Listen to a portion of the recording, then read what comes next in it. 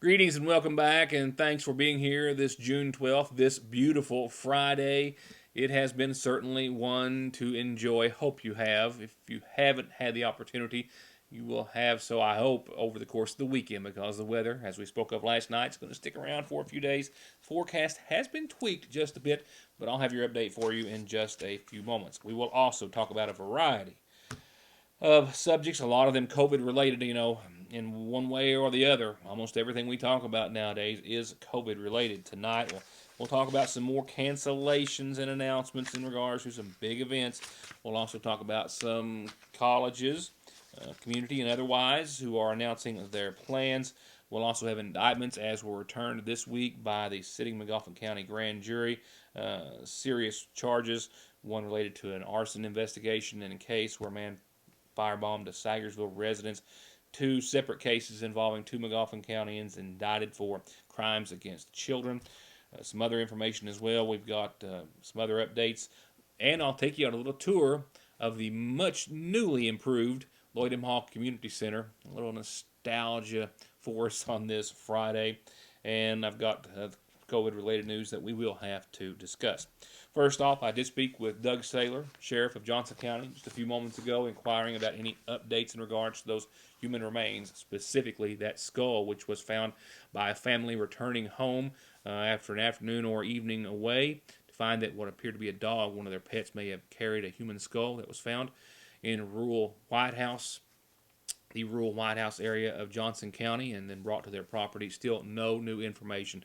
Sheriff Saylor says they are still awaiting some forensic information to hopefully determine the identity of that human skull, and they're still conducting the investigation, hopeful that someone might have some information, but still no missing person accounts seem to match the location or any other information that they have at this time. We hope to have an update for you on Monday's program. So, I've got a few messages I need to relay, and none of them are good, and as you can imagine, that means they're pretty much COVID-19 related. I got this earlier today from the McGoffin County Youth Baseball and Softball League. They say that after a lot of heartfelt discussion and deliberation, their board has voted to suspend the 2020 regular season of McGoffin County Youth Baseball and Softball, calling it a very difficult decision to make, but all members voting in favor of suspending the season due to the pandemic. They said the state and local rules and guidelines were considered, and the board felt the safety and concern of the kids were much too important to put anyone at risk. They say that they agreed that if any state or local rules or guidelines were to be lifted, that they would have a meeting to discuss playing in the fall. But at this time, they have suspended the season. They also say that if you sign a player up to play in the 2020 spring season, you will be contacted soon regarding how you wish to get your refund and how you can get your registration fee back. They also say be patient as they're trying to reach everyone on that list. And another cancellation, I think that we all knew it was coming. We were just hopeful, as have been a lot of the fall events, that, things might get better. But you got to plan for those events. That means you got to start now. For some like Community Day, you started planning the day after Community Day last year. And after a lot of discussion, the board has decided that with deep regret and sadness that they too are announcing the cancellation of the 17th annual McGoffin County Community Day, which was set, my apologies, for August the 15th. However, I do need to stress we will have more on this very soon and in the coming days, possibly weeks, as the foundation still is working to provide a safe way for all those nonprofit organizations to raise some money that can be matched by the foundation. They are right now, the board, reaching out to each individual nonprofit organization, getting their input on as to what they think they might be able to do to raise some funds during the pandemic. So look for more on that later, but no Community Day as of right now for this year. Well, it is not this year at all, and they are looking for ways to hopefully be able to match some funds for those organizations, which, they rely heavily on that money. For those, some of those is a big part of their operating expenses for the year. So I will have an update on that for you very, very soon. I was going this year. I said last year I was going this year. It had been a long time, but the kids hadn't been since they were very little. Thunder over Louisville. It had been, of course, it's Derby Day prior to the Derby Day 2 weeks early, and then it had been postponed till August and then till September, and now it's just been canceled altogether. So no Thunder over Louisville or Derby Festival on what would have been its 65th year for the Kentucky Derby Festival. Sad to say. I would like to have taken that one in. Now, onto our colleges. Big Sandy Community and Technical College today has issued me a release saying that they are committed to providing a safe and healthy college environment for its reopening this fall semester, embracing their new normal and maintaining safety to ensure their students have a safe opportunity to attend college at home during these turbulent times. We'll have more, but they are proceeding with plans to require masks for everyone on the campus. Classrooms will be spaced for social distancing. They're going to have floor signage. All employees will have to do online health checks daily. There will be some common areas that will be closed, but they are going to be getting back to school this fall at Big Sandy Community and Technical College. They promise us more details in the coming days. Alice Lloyd, another college, issuing a release today saying that in-person classes there as well will resume this fall. They say Tuesday, August the 18th. The semester, however, will not run as late, will actually end early before Thanksgiving, with no fall break there in the middle. They too will announce more very, very soon. I'll have your local headlines to continue right after these announcements. Getting the best deal on the best tires with the best service has never been easier. Just log on to ConleyTire.net, check out the latest rebates, sales, and promotions, pick out the tires you want, and email, call, or come by. For huge savings from the family who's been proudly serving the area for over 32 years. Conley Tire in Staffordsville, 297-2424. I'm Hal Rogers, and I approve this message. He fights for the mountains, for life, and for our president. He's Congressman Hal Rogers. When the world seems shaky, you need steady, proven leadership that delivers. Relief for workers and small businesses, holding China accountable for what they did, getting our economy moving again, and fighting the opioid crisis. That's Congressman Hal Rogers. Pro-life, pro-Trump, and pro-Kentucky. All Pro understands that we are all just trying to make it through these most difficult of times, and they want you to know that they're here to help with any repairs or projects that you need done. Big or small, doesn't matter. They've got 0% financing for 18 months and long-term financing if you need it. If you need anything from a new gutter to a new house or a new garage, call All Pro Gutter Works and Construction, 349-9999. Times have changed, now and suddenly more than ever. Our lobbies might be closed, but the Sagersville National Bank wants to remind our customers that we're still here, we're still working to provide our community with as many services as possible. During this time especially, we encourage all of our customers to take advantage of all the options we offer to manage your accounts from the convenience of your home. 24-hour internet banking and bill pay, 24-hour telephone banking, remote deposit, automatic loan payments, and wire transfers are also still available to our customers. And we're still here during our normal hours. Mondays through Fridays, the main drive-thru is open from 8 until 3, and the branch drive-thru is open from 8 until 5. And the branch drive-thru is also open on weekends, Saturdays 8 until noon, with ATMs available 24/7 at both locations. 4 indictments returned from the sitting Magoffin County grand jury earlier this week, one on drug-related and theft charges, the other for arson and wanton endangerment, and 2 individuals in 2 separate cases indicted for crimes against children. 51-year-old Sandra Shepard of Sagersville was indicted on drug-related and theft-related charges. Possession of a controlled substance in the first degree, first offense for methamphetamine, and theft by unlawful taking over $500 but less than $10,000 for stealing property valued at approximately $600 from another individual. That case brought before the grand jury in Magoffin County by Trooper Joseph Weddington. Audrey Caldwell of Sagersville, 31 years of age, has been indicted on a count of criminal abuse in the first degree pertaining to a child 12 years of age or under. The case brought before the grand jury by Detective Michael Coleman of Post 9 of the Kentucky State Police. The indictment reads therein that she committed the offense of criminal abuse in the first degree with a child under the age of 12 when she intentionally abused a child or permitted another person of whom she had actual custody to be abused.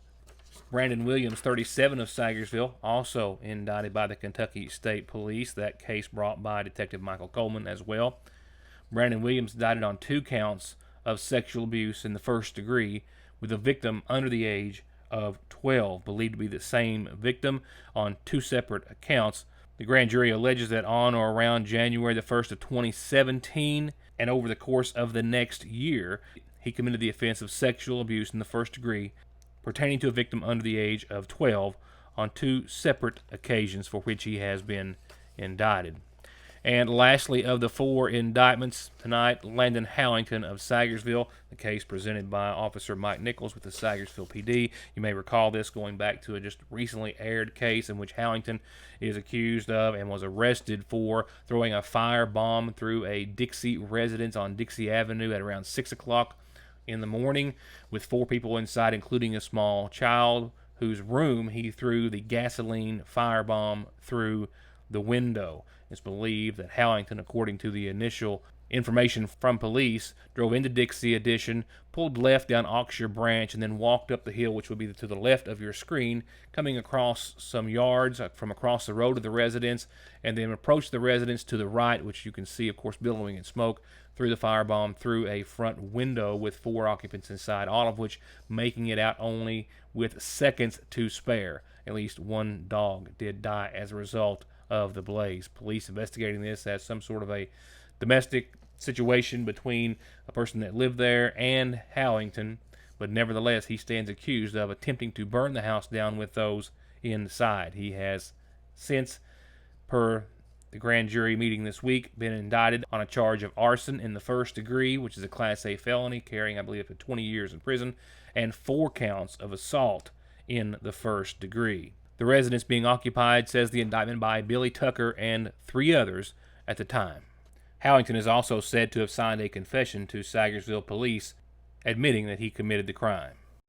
I look forward to taking you to the Lloyd M. Hall Community Center just across the way there in just a few moments to show you the inside, as crews have finished applying the new floor to the gym, and it really takes you back. Glad to show you that. We'll also talk about another significant addition to the Lloyd M. Hall Community Center. It kind of had to happen a little bit early. There will be a dedication ceremony and this man in this addition's honor, but we'll tell you what that is in a few moments with our judge executive. However, for the time being, let's go to COVID-19. Just last evening, shortly after I left you, I learned that the Johnson County Health Department yesterday announced their latest case, bringing the total to 5 for Johnson County, is in a 6-year-old little boy who is not showing any symptoms, asymptomatic at this time, isolating at home with his family. But the latest case of the coronavirus in Johnson County has infected a small 6-year-old boy. I spoke with Magoffin County Public Health Director and Mayor Pete Shepard a few moments ago. No new cases in Magoffin County at this hour. Numbers right now stand at 677 Magoffin Countyans tested, with the 668 negatives, 4 positive cases. Of course, that includes the 2 recent cases just last week. 2 of those most recent 2 cases, are isolated at home. That takes us to neighboring Morgan County, where health officials there are issuing a plea, a warning, however you wish to phrase it, but putting out information that they say has given them great concern about numbers in neighboring Morgan County starting to increase significantly just in the past few days alone. This is a pattern that health officials, I believe, here in Magoffin County and other counties are watching for and very fearful of. The Gateway District Health Department, which serves the community and people of Morgan County, says that they understand that this pandemic has placed enormous economic and social pressure on our communities, and they believe that the measures that were taken were necessary and effective at keeping COVID-19 out of our communities, and as such, since March, there have been very few confirmed cases in Morgan County. However, there have, as they are noting in this statement today, they have had 5 new cases reported in the past 7 days. Now, while that might not seem like a large number, they say, quote, "It is enough to cause concern that widespread transmission in Morgan County is potentially underway and that we need to take steps now to prevent any additional spread." They reiterate that the coronavirus is transmitted from person to person very easily under certain conditions, and they're urging all citizens and businesses in Morgan County to follow the CDC guidelines to prevent further spread of the virus. Avoiding crowds, social distancing, and wearing a mask in public, they say, all vital to preventing any further spread. And many news agencies, including this one, are continuing to try to clarify, as they did themselves, the WHO's comments earlier in the week about asymptomatic transmission of the coronavirus not being that threatening or very rare. That, of course, statement was taken back within hours from the scientist or doctor with the WHO who released that information, saying that it was a misunderstanding and she was citing a small subset of studies. But the WHO is currently estimating itself that 16% of the people that are asymptomatic can transmit the coronavirus. Other data continues to show that number is likely closer to 40%. That is a significant difference. As for some other facts that we've been able to find today from various different medical entities and representatives and officials, the 6 feet that we're all trying to social distance is not a finite number. Most recent studies say that a viral cloud that can be emitted from someone talking, maybe talking loudly or the like, can likely go some 25, 27 feet in the air and maybe even linger there for as long as 30 minutes. For example, a person jogging could leave a slipstream behind them of vapor and, of course, the virus as they are breathing heavily for some 30 feet or so. It's just a few small reminders that we are being asked to pass along to remind everyone to continue to wear your masks. If you haven't been, maybe think about seriously doing so, and to continue that social distancing. It is very likely, in my personal opinion, based on this information that I've read to you and other information that I have read today offline and unofficially, that we here in eastern Kentucky, McGoffin, Morgan, and other counties are going to see a significant spike in the coming days. At least there's the possibility, I believe, thereof. We'll talk about that on Monday, and hopefully that is not the case. South Carolina, for example, recorded the total of 687 COVID-19 cases yesterday, a new record 3 days in a row. Other states, which opened a little earlier than others, are starting to see significant setbacks and spikes in regards to the coronavirus. With that said, I had to look, I'm not sure. I am at a commercial break, but we still have some more coverage to go. I have your community calendar, a slew of birthdays to pass along to you, an updated weather forecast, and I believe at least 2 other reports to pass along. I'll be right back. Car accidents don't stop. Accidents at work don't stop. Disability and SSI cases don't stop. Your legal needs and concerns don't stop for the coronavirus, and neither does McFarland and Tinker. They are open, able to schedule appointments per CDC guidelines, and always available for telephone and video conferences. Please, be safe, be smart, stay home, and don't let your legal needs fall victim to the pandemic. Call McFarland and Tinker and let them take care of them for you. There is never a good time for a breakdown. They will happen, and your car at some point is going to need some repairs and maintenance. And Black Smoke Performance is open and here with professional, fast, safe service. And just in time for warm weather, they now have certified full air conditioning, diagnostics, and repair to keep you cool in whatever you drive. Black Smoke Performance, 349-8785. Appalachian Wireless, this is Bobby. How may I help you? I'm visiting my sister in Lomansville this weekend. Will I have service? Of course. We have several towers in Lawrence County. Appalachian Wireless, this is Megan. Where's my nearest store? I'm in Bright Shade. That would be our store in Manchester. Would you like the address? I just moved to Pineville. I'm sure you don't know where that is. Will I still have service? Yes, ma'am. That's down in southeastern Kentucky. We do service your area. When you call us, it's as easy as calling your friend or neighbor because we are you. We are Appalachian Wireless.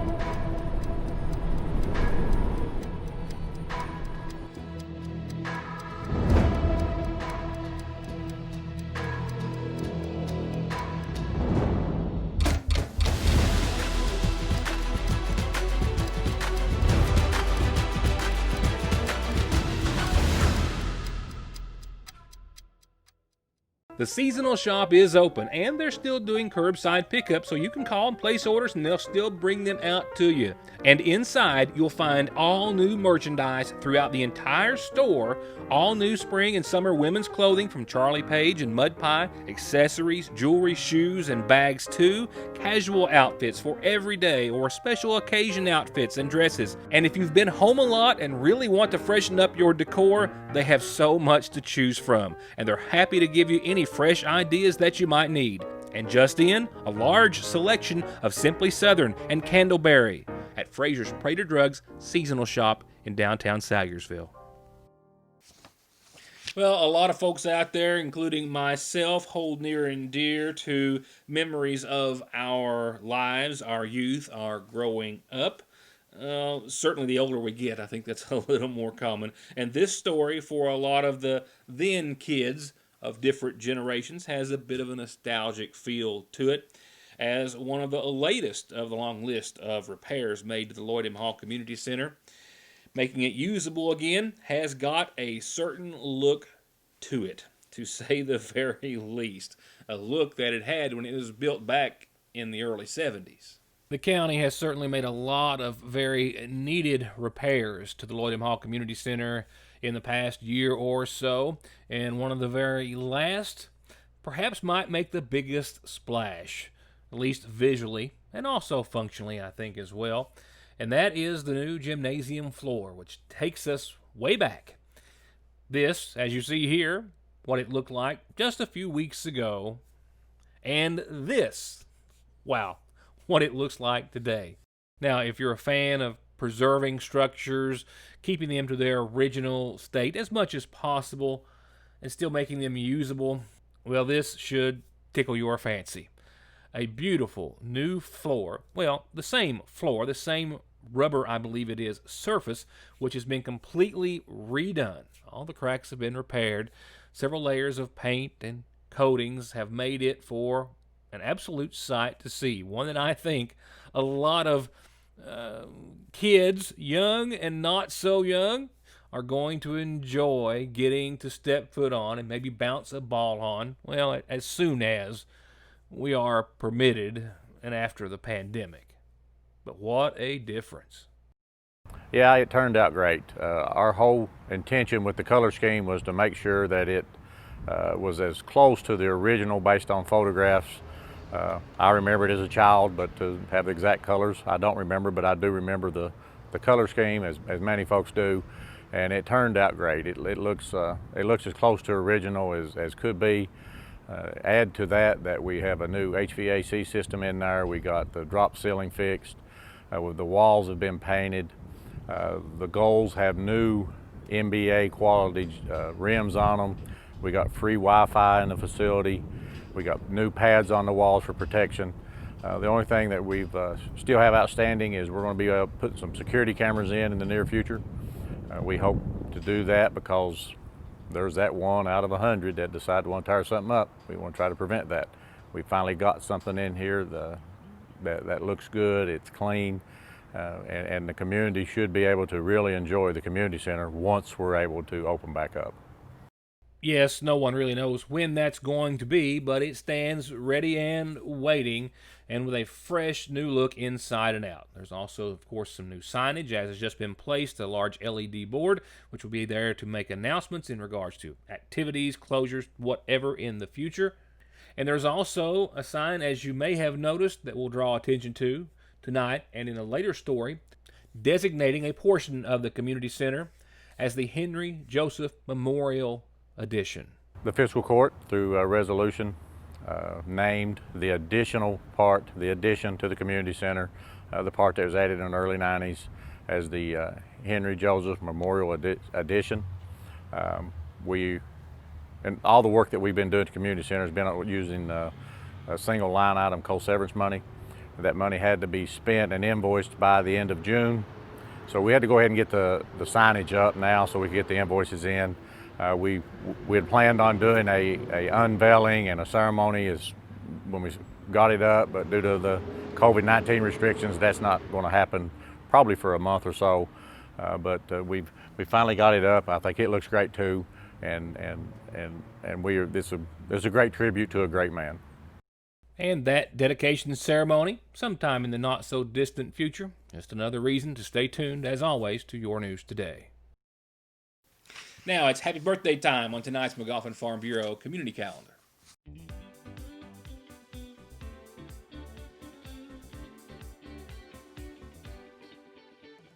A list of birthdays to begin our McGoffin Farm Bureau community calendar. Jerry May, happy 75th birthday to you, sir. This says from a long list of family and friends, happy birthday to you. Birthday wishes going out to the twins on Middle Fork. That's Harlan and Hanson, 67 years old today, I believe. Happy birthday, Harlan and Hanson Rao. Happy birthday to you from friends and family as well. Ray Nickel, happy birthday, it says, to you, too, from a whole lot of friends and family with a lot of best wishes. Happy birthday to you all. Going on to announcements, and a reminder to parents, you can get free sports physicals starting tomorrow and for the next 2 weeks during the week at the ARH clinic here in Sagersville. Some basketball and football, sports-related activities, they're going to be able to get in the gym to some degree starting on Monday. But before they do, they have to have their physical, and they're doing them for free at the ARH clinic in Sagersville, the office of Dr. Scott Arnott and nurse practitioner Amy Ward. Call for an appointment, 349-6500. They'll be in tomorrow from 9 till noon, then Monday through Friday, 8 until 4 for the next 2 weeks, giving free sports physicals to McGoffin County student athletes. And we're giving you a free chance to get your calendar announcement or birthday and anniversary heard here on Your News Today anytime. You know the drill. You just have to tell me about it so I indeed can tell everyone else. And here's how you can. Lastly, in form of announcements tonight, obituaries brought to you nightly by the McGoffin County Funeral Home, with a reminder of services to be held this weekend, tomorrow, for Jeffrey Darrell Montgomery, 55, of Sagersville, who passed away on Tuesday, survived by sons Justin and Eric Montgomery, Stephen Metzger, as well as daughters Jessica Williams and Alonia Hill, and his brother Alex and sisters Rachel Miller and Denise Russell. Services once again to be held tomorrow at 2 o'clock from the Right Hand Middle Fork United Baptist Church with the McGoffin County Funeral Home in charge of those arrangements. The family says that in lieu of flowers, contributions can be made to the Jeffrey Montgomery Memorial Fund at the McGoffin County Funeral Home. And services are also going to take place tomorrow for 98-year-old Elizine Montgomery Holbrook, wife of the late Forney Holbrook. She passed away on Wednesday. She's survived by her son Scotty and her daughter-in-law Angela Mullins. Angela, of course, wife of her other son Robin, who had passed away just not so long ago. She's also survived by 2 grandchildren and 2 great-grandchildren. Graveside services to be held tomorrow at the Dyer Cemetery on Middle Fork. The McGoffin County Funeral Home in charge of arrangements, and the family requesting that in lieu of flowers, contributions can be made to the Appalachian Hospice Care Organization.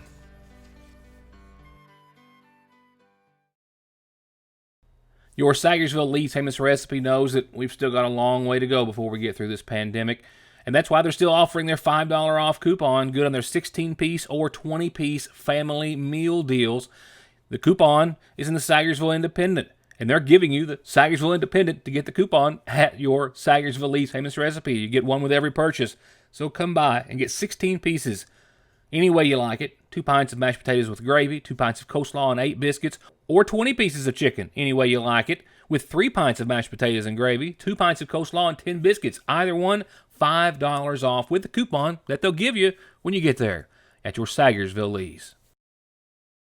Come to Parkway Pharmacy in Sagersville and get your prescriptions filled, your over-the-counter medications, and immune system boosters, all from the safety and comfort of your own vehicle, either in their drive-thru or with their new curbside service. You can also call ahead or just download the MyGNP app, that's Good Neighbor Pharmacy, and refill and manage your prescriptions right from your device, helping you and yours stay healthy and safe. Parkway Pharmacy in Sagersville, 349-4400. Before I go on to your forecast and our closing for this evening and this week, as was expected, I think, after we heard remarks from Governor Beshear yesterday, the Historic Properties Advisory Commission did vote today, not unanimously, but did vote today to remove the statue of Confederate President Jefferson Davis from the Capitol Rotunda in Frankfort. The vote was actually 11-1. The sole no vote coming from Brandon Wilson. His remarks after say that he voted no because, quote, it is our history. This, of course, comes after the plaque which designated Jefferson Davis as a hero of the time was removed. Now his statue will be removed from the Capitol Rotunda as well. They've not said where it is going to be relocated or just removed at this time. Initially, it was going to be a relocation. The governor calling the vote a historic day in Kentucky, saying, quote, we get a little closer to truly being Team Kentucky, that every child who walks into this Capitol feels welcome, and none of them have to look at a symbol and a statue that stands for the enslavement of their ancestors. So that, I do believe, now wraps it up, with the exception of saying good night and goodbye and good weekend, which follows an exceptional forecast. So here it is, perhaps the moment you've all been waiting for.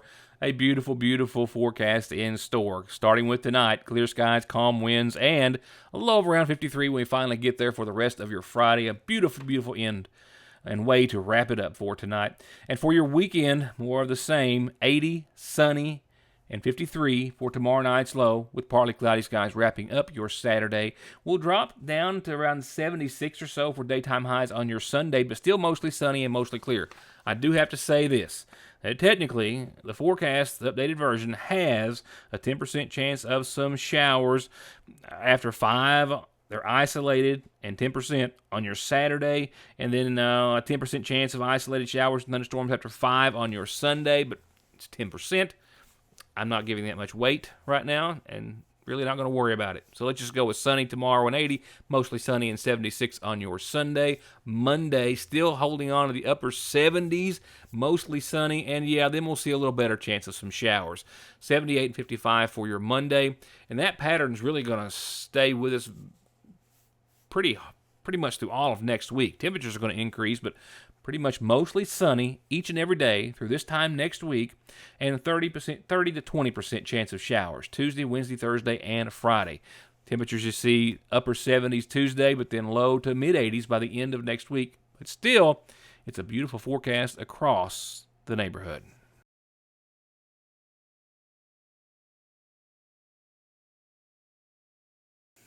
And that's a wrap for this evening and for this week. Thank you all for being here. We hope you have a wonderful, wonderful weekend. Relaxing, working if that's possible, and for some it is. I get that.